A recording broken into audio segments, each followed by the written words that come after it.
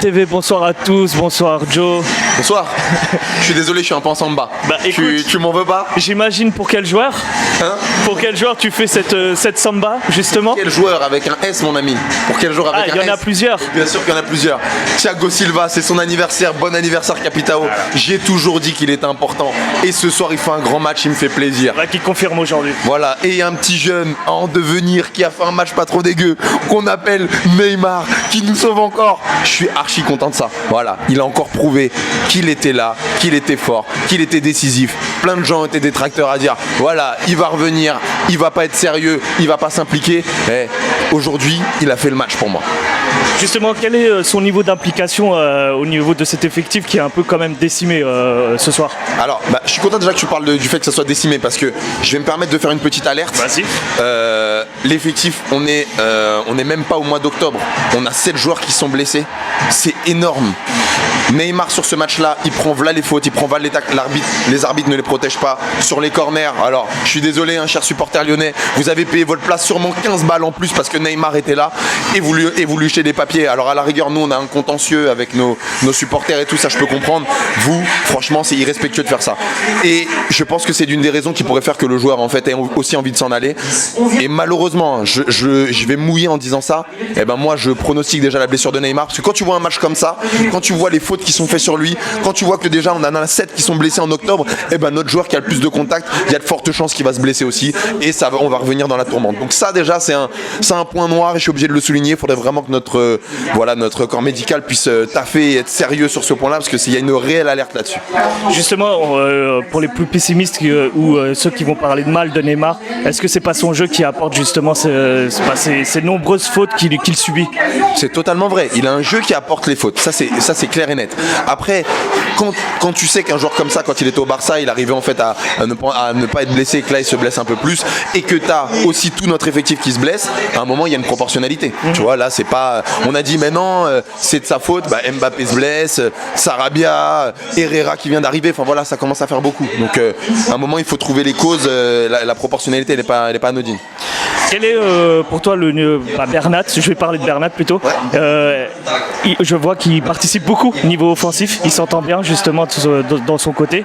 Que peux-tu dire de ce Bernat qui franchement est plutôt pour moi un joueur important?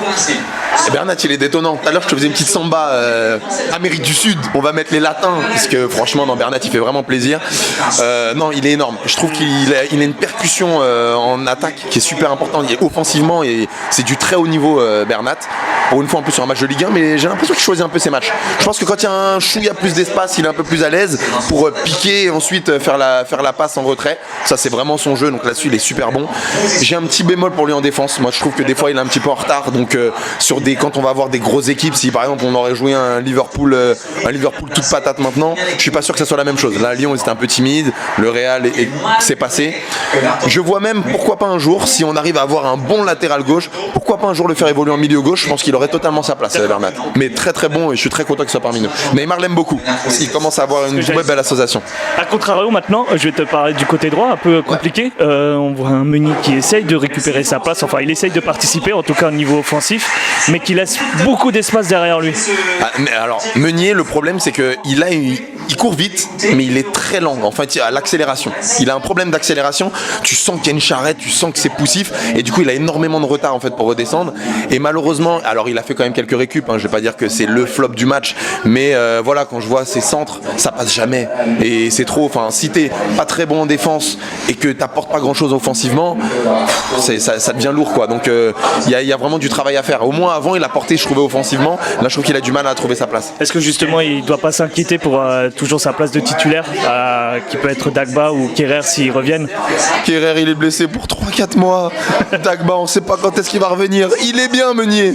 Que j'ai envie de te dire, au contraire, te blesse pas, s'il te plaît, parce qu'on sait pas qui on va appeler. Je serai obligé de me faire floquer et d'arriver sur le terrain. Non, ça devient tendu. Donc, vraiment, sa place, à mon avis, elle est pas menacée. Et moi, je vais croiser les doigts pour qu'il se blesse pas, tout simplement. Au niveau défensif, un nouveau clean sheet. J'ai pas envie de te dire que Navas ne fait rien, mais en tout cas, il est pas inquiété. Bah non, il est pas inquiété. Alors tu sais, c'est une vraie question que tu poses. Qu'est-ce que ça veut dire quand t'as 2 matchs et t'as pas de tir cadré? Parce que ça veut pas dire que les 2 équipes ne sont rien procurées, hein. On va pas revenir sur le match du Real, mais ni là. Ça veut dire qu'à un moment ils ont du mal à revenir aussi, à être très proche de nos buts pour pouvoir se créer des occasions franches. Donc c'est plutôt bon signe. On a un Thiago Silva qui a été énorme, Abdou Touré qui a plutôt fait le boulot, Kipembe qui pour moi a fait une petite entrée timide mais qui a quand même tenu son rang. Donc ça veut dire vraiment qu'on est bon et que notre défense elle est rassurée. Même Navas, franchement, confiance le gars. Moi quand je vois qu'il a le ballon, je me dis ok c'est cool quoi. Donc nickel. Un dernier mot à ajouter pour terminer? Ouais, j'aurais peut-être parlé un petit peu de un petit truc par rapport à Di Maria.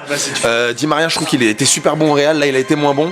J'ai peur qu'il ait un petit peu ce phénomène quand il y a Neymar qui se voit comme un peu un sous-Neymar. Or pour moi il a d'autres qualités et je rêve d'un jour où Neymar et Di Maria vont vraiment être à leur top niveau pour nous donner vraiment un jeu léché, un jeu caliente. Parce que tu vois, voilà, jouer avec Choupo-Moting c'est compliqué, c'est difficile, des fois c'est embêtant, vraiment. Il est en neuf, il se cherche et tu vois que les 2 créateurs, voilà, ça va être Neymar et Di Maria, mais il faut vraiment qu'il arrive à prendre confiance et qu'il se dise moi aussi j'ai ma patte à apporter, je peux donner de l'impact et moi je rêve pourquoi pas d'un Di Maria, d'un Neymar et d'un Mbappé. Et là les 3 qui jouent ensemble c'est le feu, avec un Verratti, on n'a pas parlé de Verratti, mais un Verratti qui est extrêmement important dans l'entrejeu.